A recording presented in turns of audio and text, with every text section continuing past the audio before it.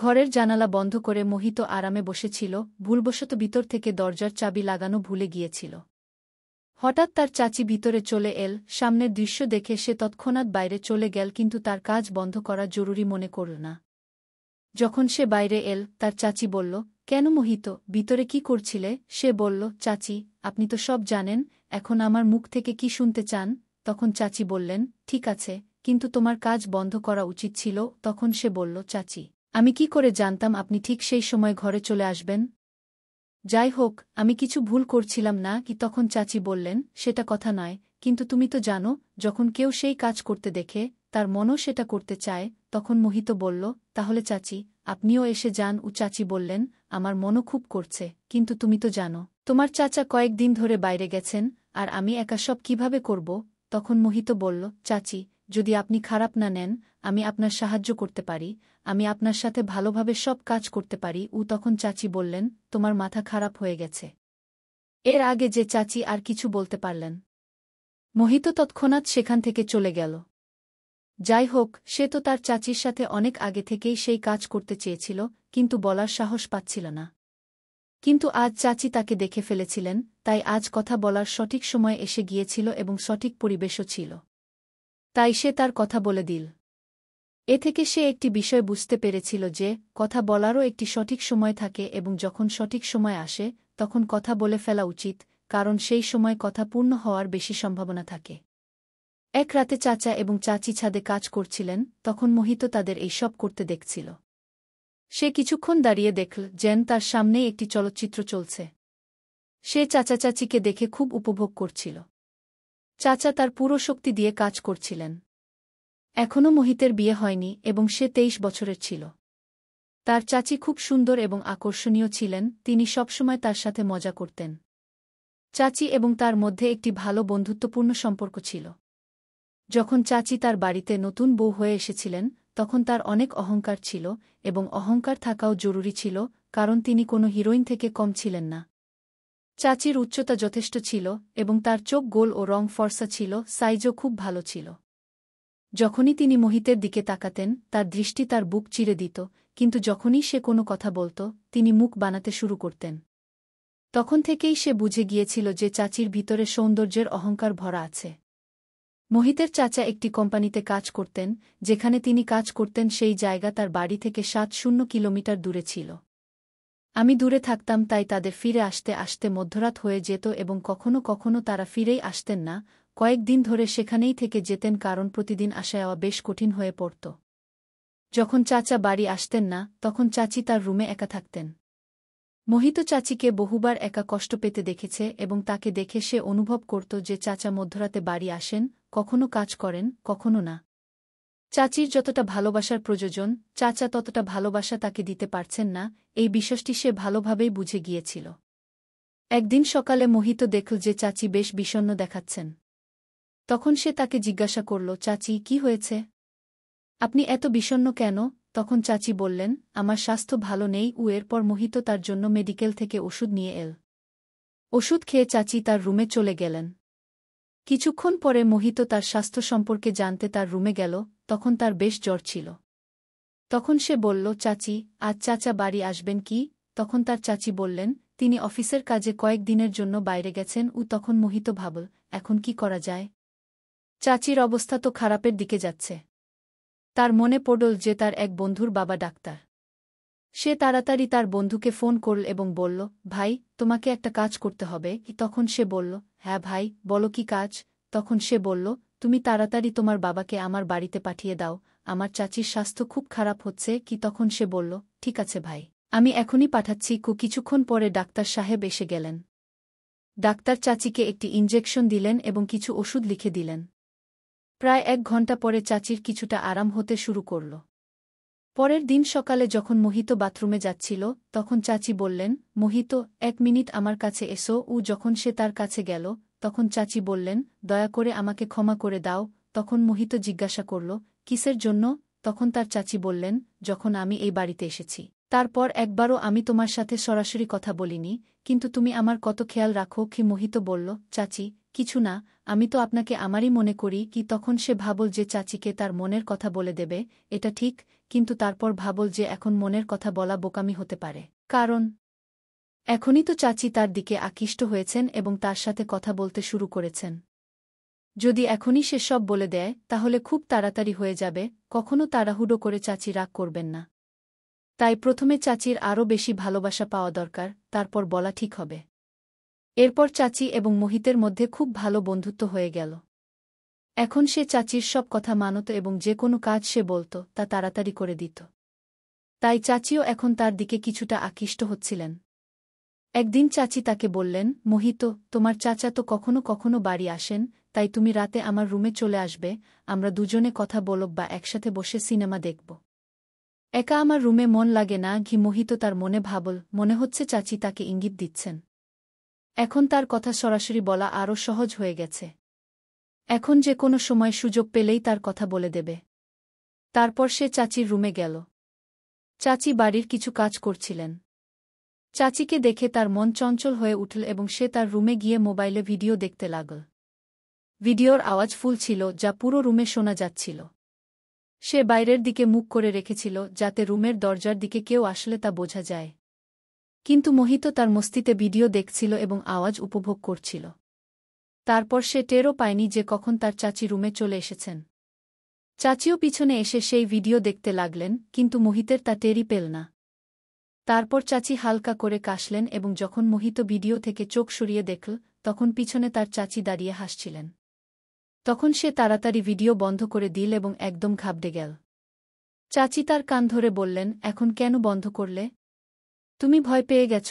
তখন সে কিছুটা হেসে এবং কিছুটা ঘাবড়ে গিয়ে বলল, হ্যাঁ চাচি, ভয় তো লাগেই যখন কেউ ভিডিও দেখতে দেখতে ধরে ফেলে। তখন চাচি বললেন, ভালো, এখন তোমার ভয় লাগছে? তখন তো ভয় লাগেনি যখন রুমে ভিডিও দেখছিলে। তখন সে বলল, চাচি, কি বলবো, রুমে কি আছে জানি না, যখন একা থাকি তখন মন চঞ্চল হয়ে ওঠে গি। তারপর সে চাচির হাত ধরে বিছানায় বসল এবং বলতে লাগল, চাচি, আমি আপনাকে একটা কথা বলতে চাই, যদি বলি তাহলে তুমি রাগ করবে না তো? তখন চাচি বললেন, তুমি যা ইচ্ছা বলো, আমি রাগ করব না। তখন তিনি বললেন, যদি আমার রাগ করার ইচ্ছা থাকত তাহলে তুমি যা করেছ তা দেখে আমি তোমার চাচার কাছে অভিযোগ করতাম। এটা শুনে মোহিত সে একটু নিচে তাকাল এবং তারপর বলতে শুরু করল, চাচি, যখন আপনি প্রথমবার এই বাড়িতে এসেছিলেন তখন থেকেই আপনি আমাকে খুব পছন্দ করেছেন। তখন চাচি হেসে বললেন, আচ্ছা, তাহলে বলো, কি করব? তখন মোহিত বলল, চাচি, আমি আপনার সাথে একবার চাচি বললেন, মোহিত, কিন্তু এটা কিভাবে সম্ভব? যদি এ কথা তোমার চাচার কানে যায় তাহলে তিনি আমাকে ছাড়বেন না। তখন মোহিত বলল, চাচি, আমরা ঘরের লোকের চোখ এড়িয়ে কাজ করব। চাচি বললেন, না, আমি তোমার সাথে সেসব করতে পারব না। তখন মোহিত বলল, চাচি, আমি আপনাকে প্রতিশ্রুতি দিচ্ছি, এ কথা আমাদের দুজনের ঘরের কেউ জানতে পারবে না। চাচি বললেন, কিন্তু মোহিত, আমি তোমার চাচি। মোহিত বলল, তাতে কি? আমরা তো কিছু ভুল করছি না। তখন চাচি বললেন, তুই তো জানিস তোমার চাচা অর্ধরাতে বাড়ি ফেরেন ক্লান্ত হয়ে। কখনো কখনো তিনি আমাকে খুশি করার চেষ্টা করেন। মোহিত বলল, আমি চাচা সম্পর্কে সব জানি এবং এও জানি যে আপনি খুশি থাকার ভান করেন। এ কথা শুনে চাচির মুখ ম্লান হয়ে গেল।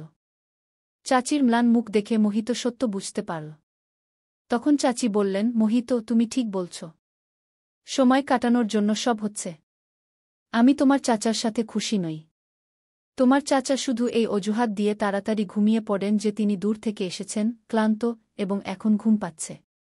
এখন তুমিই বলো, প্রতিদিন আমি কি তাকে খুশি করার জন্য জোর করতে পারি? তাকেও আমার কথা ভাবা উচিত। তিনি শুধু তখনই স্নেহ দেখান যখন তার নিজের মেজাজ থাকে। আমার কোনো খেয়ালই করেন না আমার মেজাজ আছে কি না। তিনি শুধু নিজের কথাই ভাবেন। এসব কথা শুনে মোহিত হতবাক হয়ে বলল, চাচি, তাই তো আমি আপনার এত খেয়াল রাখি। তাই তো বলছি আমি আপনাকে খুশি করতে পারি। চাচি, আমি আপনার প্রতিটি অনুভূতি ও ব্যথা বুঝি। তখন চাচি তার হাত ধরে শক্ত করে চেপে বললেন। চাচি যখন তার হাত চেপে ধরলেন তখন তিনি বুঝতে পারলেন যে চাচি ভেতরে কতটা কষ্ট পাচ্ছেন। চাচি বললেন, মোহিত, তুমি আমার এত অনুভূতি বুঝো, তুমি কত বড় হয়ে গেছ। কিন্তু আমি কখনো তোমার দিকে মনোযোগ দিইনি। মোহিত বলল, হ্যাঁ চাচি, আমি আপনাকে পুরোপুরি বুঝি। তখন চাচি বললেন, চল, আমি ভেবে দেখি এবং নিজের ঘরে চলে গেলেন। চাচি যেভাবে ঘরে গেলেন তা মোহিতের পছন্দ হল না। তার মেজাজ খারাপ হয়ে গেল এবং সে ভাবতে লাগল যে এখনই কিছু হবে না। পরের দিন সকালে সে বাথরুম থেকে বেরিয়ে এসে দেখল চাচিও সেখানে এসেছেন। চাচি বললেন, আজ খুব স্মার্ট লাগছিস কি? মোহিত কিছু না বলে নিজের ঘরে চলে গেল, কারণ সে চাচির উপর রাগ করেছিল। কিছুক্ষণ পরে চাচি মোহিতের ঘরে এসে বললেন, কি হয়েছে? তুমি কি আমার উপর রাগ করেছ? মোহিত বলল, আপনি আমার ঘর থেকে যান এবং আপনার কাজ করুন। আমি আপনার সাথে কোনো কথা বলতে চাই না। গিয়ে এবং সে কাজে বেরিয়ে গেল। যখন সে সন্ধ্যায় বাড়ি ফিরল, তখন দেখল চাচাও বাড়ি এসেছেন। এখন তার মেজাজ আরও খারাপ হয়ে গেল, কারণ এখন তার স্বপ্ন স্বপ্নই থেকে যাবে। চাচা তাকে দেখে বললেন, মোহিত, ঠিক আছিস তো? সে বলল, হ্যাঁ ঠিক আছি এবং নিজের ঘরে চলে গেল।